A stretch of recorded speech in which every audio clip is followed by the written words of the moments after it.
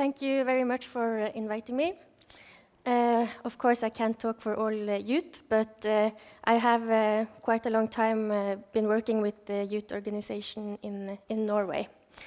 And I will share some of our perspectives on how we think whaling and sealing is compatible with our visions, and also how I think you should communicate to be taken seriously. The organization I used to be head of is Nature and Youth, and I finished there this January.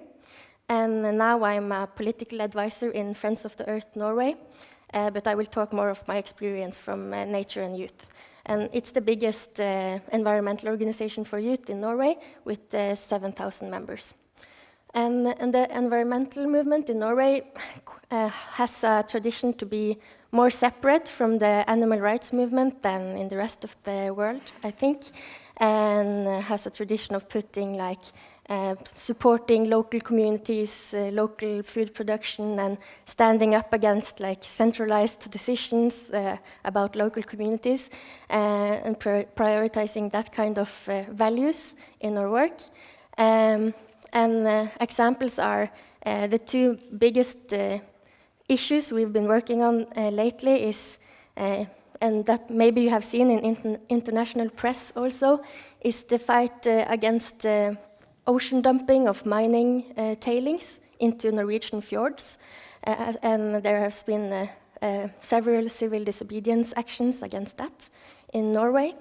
And also, as you can see down there, our work with the climate lawsuit against the Norwegian state, trying to stop petroleum activities in the Arctic.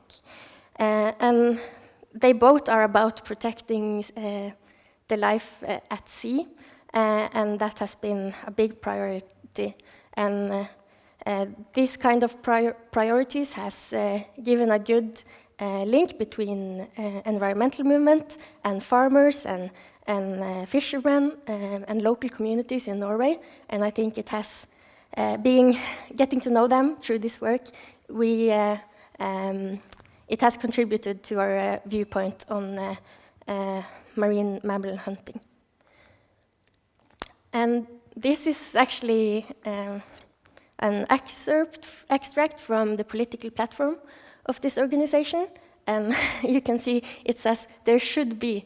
It's not just it can be, but you should hunt for marine mammals if it's according to stocks.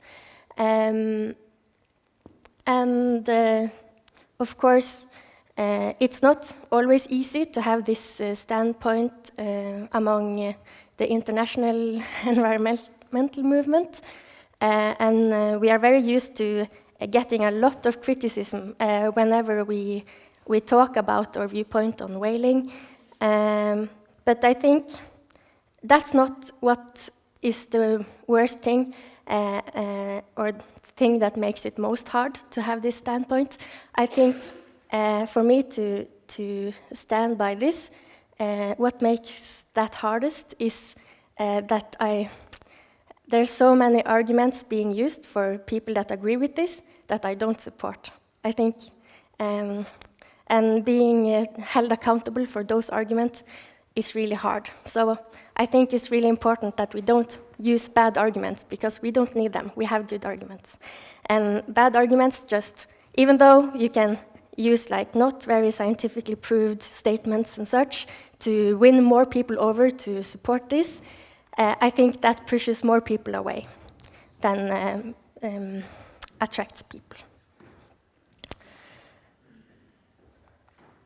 Yeah, I talked about our alliances with fishing interests, and that has been formed over a long time, especially when working against oil or petroleum production in the Lofoten Islands. And I think one of the main reasons that we won that fight was that we had a close connection with fishermen and talked a lot about protecting fisheries for the future and protecting jobs and so on. And of course, whaling was what we were fighting for when fighting against petroleum activities and seismic activities. And I think it's really important to remember that fighting for preserving of a resource is very compatible with supporting utilization of that resource. And that we have shown in the fight against petroleum activities in Lofoten Islands. I think the more than 20 years we worked on this, it has been lifting the fisheries have also gained from that fight. I also think it's important to remember that not all people know so much about whaling. In Norway, I don't think much youth have a connection to if they support whaling or not. And that's important to remember when communicating. But of course, international or people from the rest of the world maybe have more viewpoints on whaling than in Norway.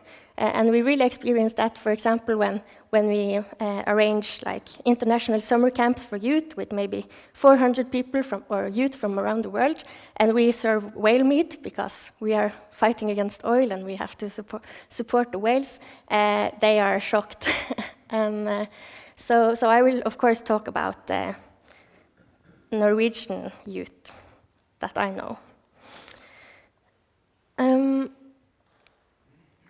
So as I said, I don't think a lot of, or the majority of youth in Norway has thought so much about what they think about whaling. And of course, most youth have never eaten whale meat. And that, of course, is sad. But there's a far bigger tragedy that Norwegian youth eat less and less seafood in general. That's far worse for food security and health and all the good things about seafood. So, yeah, we should rather eat more seafood in general, of course. And I think that's important to lift that as a common effort to increase seafood consumption. And I think only focusing on marine mammals alone can easily be written off as like propaganda by youth. That is really just, they want to see that when promoting marine mammals, we have a bigger connection in why we do that, and therefore seafood together is important. And I also think, of course, talking about green jobs for the future is important in seafood production in general, as jobs that can last for hundreds of years and that, of course, jobs in petroleum industry can't. And we have to talk more about that. I also think it's really important to talk about overfishing internationally in general when talking about why we support marine mammal hunting. And that is because the huge international effort that is needed to end overfishing, it really depends on gaining more trust and credibility to the assessment of stocks and the regulations on fisheries. And that's a big job. And I think just talking about a ban on whaling and sealing is in conflict with that, because if we want to gain trust to the assessment of stocks and so on, why shouldn't we be able to do that on marine mammals? So a lot of focus on is hunting of marine mammals in compatible with healthy marine mammal stocks. That's also a good thing to bring to the fight against overfishing internationally. And I can say that, you see, our organization is working a lot with strengthening or better fishery policies and strengthening the small-scale fisheries in Norway. And we also try to give youth in Norway a better connection with how food is produced. And I think more people should do what they can to show how food is produced. So every year we send several youth out to a fishing village somewhere in the north of Norway to try working at the in fishing industry and try working on a fishing boat. And we have gained a lot of good advocates for the fishing industry and sustainable fisheries through sending youth out and trying it. And we also send about 100 youth every year out to work on a farm for some weeks in the summer, so that also more youth know about the whole food production system. And that's also what I think is important when talking about youth and reaching out to them about marine mammals, is talking about meat consumption in general.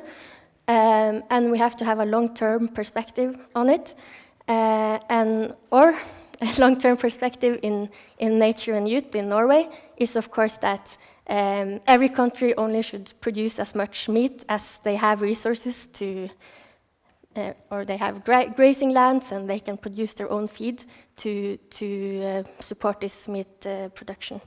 And in a world that is going towards that, there's of course more room to talk about the importance of meat from marine mammals. And then you can compare the minke whale quota, how much meat you can get from that, to how much meat we can get from sheep only grazing grass that couldn't be used to produce vegetables or corn. And you can compare it to other, for example, reindeer husbandry. I think the minke whale quota is about as much meat as it is produced reindeer meat in Norway, if we fill the quota. So if we talk about that as a sustainable food source that has an importance, we can also talk about marine mammals. And I think also it's important to have a long-term perspective on how we promote marine meat from marine mammals. And I think in the future, meat should be more of a luxury product when we all eat less meat and only eat as much meat as we can feed ourselves, and not using too much human consumption goods to feed stocks. Then there will be less meat, and we should view it as more of a luxury product. And then, therefore, I think to be taken seriously among a lot of youth that thinks in the same way as me, you should communicate that, and not just focusing on making marine mammals as cheap and accessible as possible, because then you're just saying eat more meat. So you see, environmental oriented youth like me, if we want to buy new clothes, we would rather buy from someone saying, you should buy less clothes, but buy my t-shirt. And that's the same with meat. If you're honest about the need to eat less meat, but our meat is the best alternative, you can gain a lot of supporters. And in the end, to sum up some of this, I think it's important to, I haven't talked anything about animal welfare, and that's because for me this debate isn't really about animal welfare, because I think it's acceptable, and the ones debating against that is just against killing animals in general. But that's okay to have the viewpoint that you shouldn't kill animals, or to think that whales are special and therefore shouldn't be killed. But you shouldn't confuse that with an environmental debate. And I think just saying that and accepting, okay, you don't want to kill whales, that's okay, but if you want to produce meat in this, marine mammals are a good alternative. And just not mixing those discussions too much. I think it's really important to show more self-criticism. The people fighting against over-exploitation of marine mammals are really the ones that we should thank for actually having marine mammals to hunt for today. And the ones doing something today should be the first people to criticize how it shouldn't be done and to be taken seriously.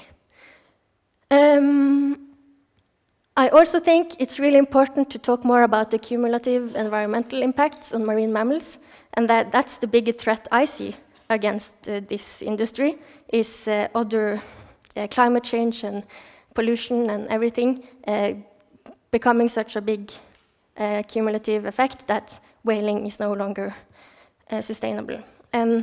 I think we should talk more about that. I think that is compatible with still supporting utilization and hunting for marine mammals, as we have seen as I talked about in protesting oil industry to save whales is compatible with supporting whales. And lastly, as I started with, we don't need bad arguments to support this industry. We have enough of the good ones. So when being in debates or being asked about this in the media, one should always choose the arguments that are scientifically based and not being tricked to go against everything the animal rights activists are saying. Like if animal rights activists are saying marine mammals are important for ecosystems, yes, of course, but it's not like if we stop marine mammal hunting, there would be twice as many whales. We also think marine mammals are important for the ecosystem. So I too often see people supporting marine mammal hunting just saying, no, you're wrong to everything the opponents are saying. And also bad, old-fashioned arguments about we have to catch minke whale because if not, they will eat all the fish, and so on. I don't think it's a good contribution to our case. And I think those things are really important to be taken seriously and reach out to people like me. And of course, it's also important to not hide what you're doing, being open about how marine mammal hunting is happening and how it looks and how much blood there is. And if you're not open about that, then you will lose even me as a supporter for the industry. So thank you.